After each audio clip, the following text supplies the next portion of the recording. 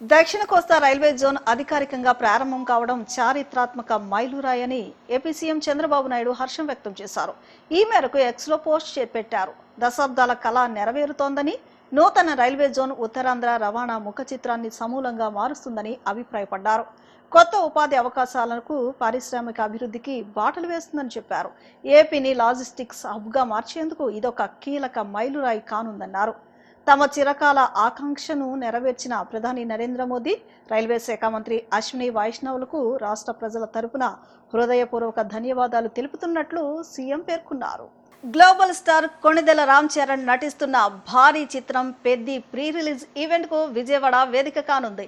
ఈ చిత్రం విడుదలకు ముందు భారీ స్థాయిలో అభిమానులను ఆకట్టుకునేలా ఈ వేడుకలను నిర్వహించేందుకు చిత్ర బృందం ప్రత్యేక ఏర్పాట్లు చేసింది. విజయవాడలోని ఇందిరాగాంధీ మున్సిపల్ స్టేడియంలో ఈరోజు సాయంత్రం 5 గంటల నుంచి పెద్ది ప్రీ రిలీజ్ ఈవెంట్ ప్రారంభం కానుంది. ఈ కార్యక్రమానికి ఆంధ్రప్రదేశ్ ఉప ముఖ్యమంత్రి పవన్ కళ్యాణ్ ముఖ్య అతిథిగా హాజరయ్యే అవకాశం ఉంది. ఈ వేడుకల్లో హీరో రామ్ చరణ్తో పాటు చిత్ర బృందం మొత్తం పాల్గొనున్నారు. హీరోయిన్ జాన్వీ కపూర్ ప్రత్యేక ఆకర్షణగా నిలవనున్నారు. ఈ కార్యక్రమంలో రామ్ చరణ్ సందడి చేయనుండడంతో అభిమానుల్లో ఉత్సాహం మరింత పెరిగింది.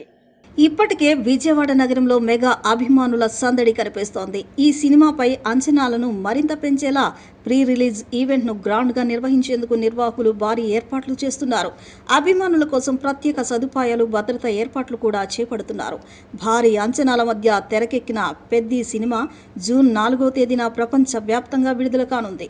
ఈ మూవీ రిలీజ్కు ముందు నిర్వహిస్తున్న ఈ ఈవెంట్ సినిమా ప్రమోషన్లో కీలక ఘట్టంగా మారనుంది. రామ్ చరణ్, జాన్వీ కపూర్ హాజరు కానుండడంతో పాటు పవన్ కళ్యాణ్ కూడా పాల్గొనే అవకాశం ఉండడంతో ఈ కార్యక్రమంపై సినీ రాజకీయ వర్గాల్లో ఆసక్తి నెలకొంది. ఇప్పటికే విజయవాడలో అభిమానులు రామ్ చరణ్ భారీ కటౌట్ ని ఏర్పాటు చేశారు. విజయవాడ సిటీలో ఇందిరాగాంధీ మున్సిపల్ స్టేడియంలో రామ్ చరణ్ యొక్క మూవీది ప్రీ లాంచింగ్ ప్రోగ్రాం ఉంది. ఆ ప్రోగ్రాంకి విఐపీలు 1000 మందికి, అదేవిధంగా సెలబ్రిటీస్ హిందీలో ఒక 5000 మందికి, అదేవిధంగా ఎంఐపీ దాంట్లో ఒక 5000 మందికి, వివిఐపీ కాస్ట్ని గ్యాలరీస్లో ఒక 5000 మందికి, సుమారుగా 15,000 నుంచి 20,000 మందికి బందోబస్తుకి వస్తారని ఎక్స్పెక్టేషన్ పెట్టి బందోబస్తు ఏర్పాటు చేసి ఆ బందోబస్తుకి సుమారుగా ఒక 12 నుంచి 10 వరకు ప్రాజెక్ట్ ఆఫీసర్స్, ఒక 200 ఆఫీసర్స్ బందోబస్తు ఎక్కడ కూడా ఎలాంటి ప్రాబ్లం లేకుండా ఈవెంట్ పీస్ఫుల్గా జరగాలన్న ఉద్దేశంతో బందోబస్తు ఏర్పాట్లు దాని దగ్గరికి ఏర్పాట్లు చేస్తున్నాము. బందోబస్తు నిన్నందరినీ కూడా ట్రీట్ చేసి ఎవరెవరికి ఇక్కడ గేట్ల దగ్గర ఉండాలా, ఇంటి దగ్గర ఉండాలా, గ్యాలరీస్ ఉండాలా, అదేవిధంగా ఈ లాంగ్వేజ్లో ఉండాలా అనేది మొత్తం సార్ దాని ప్రకారం బందోబస్తు మన మధ్యాహ్నం 2 o'clock నుంచి రాత్రి 11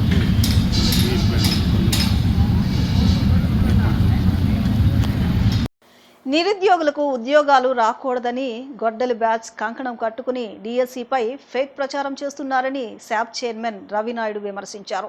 డిఎస్సిని అడ్డుకునేందుకు జగన్ 240 కేసులు వేయించారని ఆయన ఆరోపించారు. చివరకు సుప్రీంకోర్టు కూడా వెళ్లి ఆఖరి క్షణం వరకు అడ్డుకునేందుకే ప్రయత్నించారని అన్నారు. మంత్రి నారా లోకేష్ నేతృత్వంలో అధికారులు ఎంతో సమర్థవంతంగా డిఎస్సి నిర్వహించి 16,000 మందికి ఉద్యోగాలు ఇస్తే అవకతవకలు జరిగాయంటూ అబండాలు వేస్తున్నారని ధ్వజమెత్తారు. నిరుద్యోగులకు అండగా ఉంటామంటున్న వైసీపీ నేతలు వారికి ఉద్యోగాలు ఇస్తుంటే కోట్లు ఖర్చు పెట్టి ఎందుకు అడ్డుకుంటున్నారని రవినాయుడు ప్రశ్నించారు.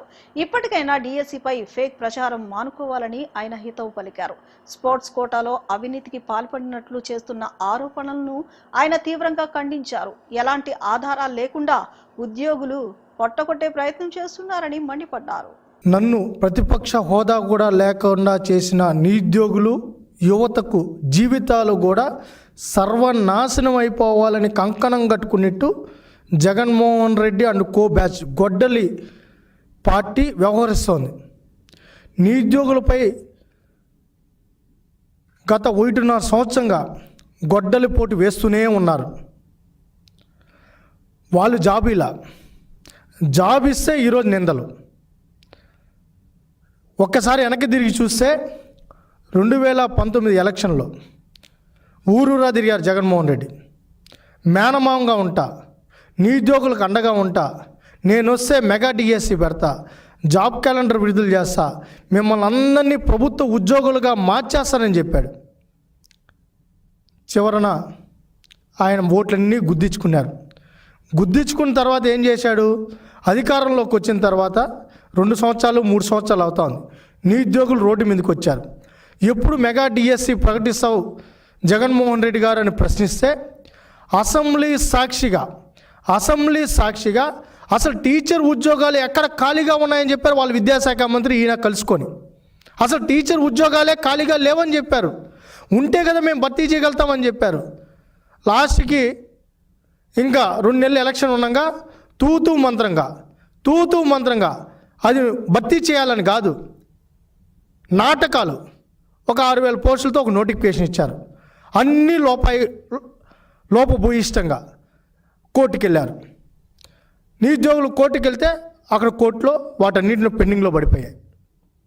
అయితే కూటమి ప్రభుత్వం చంద్రబాబు నాయుడు గారు కానీ, యోగలం పాదయాత్రలో నారా లోకేష్ గారు కానీ నిరుద్యోగులకు కలిసినప్పుడు, యువత కలిసినప్పుడు ఒకే ఒక మాట ఇచ్చారు. మేము అధికారంలోకి వస్తే మెగా డిఎస్సిని పెడతాం, టీచర్ పోస్టులు భర్తీ చేస్తామని చెప్పి మాట ఇవ్వడం జరిగింది. ఇచ్చిన మాట ప్రకారం కూటమి అధికారంలోకి వస్తానే చంద్రబాబు నాయుడు గారు మొదటి సంతకం డిఎస్సిపై సంతకం చేశారు. అది కూడా 16,300 పైచిలుకు పోస్టులకి సంతకం పెట్టారు. ఆంధ్రప్రదేశ్ను పేదరికం లేని రాష్ట్రంగా తీర్చిదిద్దాలని CM Chandrababu Naidu, deputy CM Pawan Kalyan చేస్తున్న ప్రయత్నాలకు ప్రజల నుంచి కూడా సహకారం అవసరమని తూర్పు ఎమ్మెల్యే గద్దె రామ్మోహన్ అన్నారు. పెన్షన్ల పంపిణీ వల్ల పేద కుటుంబాలకు భరోసా లభిస్తోందని ఆయన పేర్కొన్నారు. మద్యపాన వ్యసనానికి దూరంగా ఉండాలని ఆయన సూచించారు.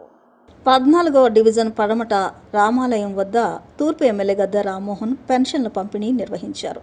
కూటమి నాయకులతో ఇంటింటికి వెళ్లి లబ్ధిదారులకు పెన్షన్లను అందజేశారు. ఈ సందర్భంగా ఆయన మాట్లాడుతూ పేదలకు భరోసా కల్పించే విధంగా 1వ తేదీ ఉదయాన్నే పెన్షన్ అందజేస్తున్నామని తెలిపారు. సచివాలయ సిబ్బంది కూడా ఇంటింటికి వెళ్లి సకాలంలో పెన్షన్లు అందజేయడం అభినందనీయమన్నారు. పేదలు ఆర్థికంగా నిలబడాలంటే వారిలో మద్యపానం అలవాటు మానుకోవాలని ఆయన ఆకాంక్షించారు. సంపాదనలో సగభాగం మద్యానికే ఖర్చు చేసే పరిస్థితి ఉండకూడదన్నారు. CM Chandrababu Naidu, deputy CM Pawan Kalyan రాష్ట్రాన్ని పేదరికం నుంచి బయటపడేసేందుకు కృషి చేస్తుంటే ప్రజలు సహకరించాల్సిన అవసరం ఉందన్నారు. ఆదాయాన్ని పెంచుకుని పిల్లలను చదివించుకుని ఉన్నత స్థానానికి చేరుకోవాలని ఆయన ఆకాంక్షించారు. ఈ కార్యక్రమంలో కూటమి నాయకులు, సచివాలయ సిబ్బంది పాల్గొన్నారు. ప్రజాసేవలో తెలుగుదేశం కూటమి ప్రభుత్వం అనే కార్యక్రమం ద్వారా ప్రతి నెల 1వ తారీఖు కనుక ఏదైనా ఆదివారం అయి కానీ లేకపోతే ఏదైనా పండుగ సెలవు అయితే దాని ముందు రోజు క్రమం తప్పకుండా 2 సంవత్సరాల నుంచి కూటమి ప్రభుత్వం అధికారంలోకి వచ్చిన తర్వాత పెన్షన్లు ఇవ్వడం జరుగుతూ ఉంది. ఇంటింటికి వెళ్ళి కూటమి నాయకులు కావచ్చు, ప్రజాప్రతినిధులు కావచ్చు, అందరూ కూడా ప్రతి ఒక్కరికి ఆ భరోసా కల్పించే విధంగా పెన్షన్లు అందజేయడం కూడా జరుగుతూ ఉంది. మరి అధికారులు, సచివాలయ సిబ్బంది కూడా ఎంతో ఓర్పుతో ఉదయాన్నే లేచి ఒక రోజులో 100% పెన్షన్లు ఇచ్చే కార్యక్రమానికి వాళ్ళు ప్రయత్నం చేస్తూ ఉన్నారు. ఏదైనా 5%, 10% మిగిలితే మర్నాడు ఇవ్వడం జరుగుతోంది. సో ఇంటికి వెళ్ళినప్పుడు ఆ కుటుంబాల యొక్క పరిస్థితులు తెలుసుకుంటే ఇదంతా కూడా మగవాళ్ళు ఎక్కువ భాగం, మనం విన్న దాంట్లో ఎక్కువ భాగం మగవాళ్ళు ఆలోచన లేకుండా తమ సంపాదించిన సొమ్ముని వ్యసనాలకి, అంటే ప్రత్యేకంగా ఈ మద్యానికి అవజేయటం వల్ల ఒకరోజు కూలికి వెళితే ఆ డబ్బులు అయ్యే వరకు 4 రోజులు కూలి మానేసి తాగి ఇంట్లో ఉండటం వల్ల మహిళలే వాళ్ళ కుటుంబాలు పోషించుకునే పరిస్థితికి, మహిళలు కష్టపడి ఆ పిల్లల్ని మరి తినకో వాళ్ళని పోషించుకుంటూ ముందుకు వెళ్ళటం అంటే మగవాళ్ళ మార్పు వస్తే ఈ రాష్ట్రంలో పేదరికం అనేది పారదోలటానికి ఎక్కువ సమయం పడుతుంది. మగవాళ్ళు ఖచ్చితంగా మార్పు రావాలి. తాగటం అంటే వచ్చిన సంపాదన 1000 రూపాయలు, 100 రూపాయలు, 150 రూపాయలు తాగి 850 రూపాయలు కుటుంబానికి ఖర్చు పెడితే పర్వాలేదు. 1000 రూపాయలు సంపాదిస్తే 1000 రూపాయలు అయిపోయే వరకు తాగి పనులకు వెళ్లకుండా రోడ్ల మీద పడిపోవటం లేకపోతే ఇళ్లలో పడిపోవటం చేయటం వల్ల మరి కుటుంబాలు చాలా దౌర్భాగ్యమైన పరిస్థితిలో ఉన్నాయి. ఇవాళ ప్రభుత్వం ఇచ్చే ఈ 4,000 పెన్షన్ లేదా 6,000 పెన్షన్తోనే కుటుంబాలు గడుపుకునే పరిస్థితిలో ఉన్నారు. అందువల్ల మేము అందరూ చెబుతా ఉన్నాం, కనపడిన మగవాళ్ళందరూ కూడా చెబుతా ఉన్నాం, తాగుడుకు బానిసలు కావద్దు. మీకు ఏదైనా కొంచెం సలపరం వేస్తే, పని చేసి సలపరం వేస్తే ఆ కొద్దిగా తాగి నిద్రపోవాలి తప్ప ఆ డబ్బులన్నీ కూడా అయిపోయే వరకు తాగాలంటే దానివల్ల కుటుంబాలు ఆగమైపోతూ ఉన్నాయి. అందువల్ల దీని నుంచి ప్రజలు చైతన్యం కల్పించాల్సిన అవసరం కూడా ఉంది. ప్రతి మగవాళ్ళు, తోటి వాళ్ళందరూ కూడా చైతన్యం కల్పించాల్సిన అవసరం ఉంది.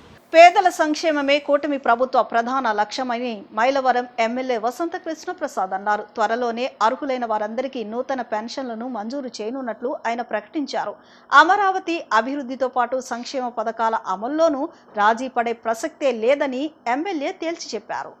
ఎన్టీఆర్ జిల్లా జీకొండూరు మండలం ఆత్కూరులో ఎన్టీఆర్ భరోసా పింఛన్లను ఎమ్మెల్యే వసంత కృష్ణప్రసాద్ ఇంటింటికి వెళ్లి అందజేశారు. ఈ సందర్భంగా ఆయన మాట్లాడుతూ గడిచిన 23 నెలలుగా మైలవరం నియోజకవర్గంలో 417.36 కోట్ల రూపాయలను పెన్షన్ రూపంలో అందజేస్తున్నామని వివరించారు. నియోజకవర్గంలో 42,000 మందికి ప్రతి నెల 18 కోట్ల రూపాయలను పెన్షన్ల కింద అందిస్తున్నామని తెలిపారు. త్వరలోనే అర్హత గల వారందరికీ నూతన పెన్షన్లను మంజూరు చేయబోతున్నట్లు ఎమ్మెల్యే వసంత ప్రకటించారు. వృద్ధులు, వికలాంగులు, మహిళలకు ఆర్థిక భరోసా కల్పిస్తున్నామని తెలిపారు. పెన్షన్ల పంపిణీలో ఎలాంటి అవకతవకలకు ఆస్కారం లేకుండా పారదర్శకంగా పంపిణీ చేస్తున్నామని తెలిపారు. అమరావతి అభివృద్ధితో పాటు పేదల సంక్షేమ పథకాల విషయంలోనూ రాజీ పడే ప్రసక్తే లేదని ఎమ్మెల్యే వసంత కృష్ణప్రసాద్ తేల్చి చెప్పారు. ఈ కార్యక్రమంలో పలువురు అధికారులు, టీడీపీ నాయకులు పాల్గొన్నారు. ఇప్పుడు చిన్న విరామం తీసుకుందాం.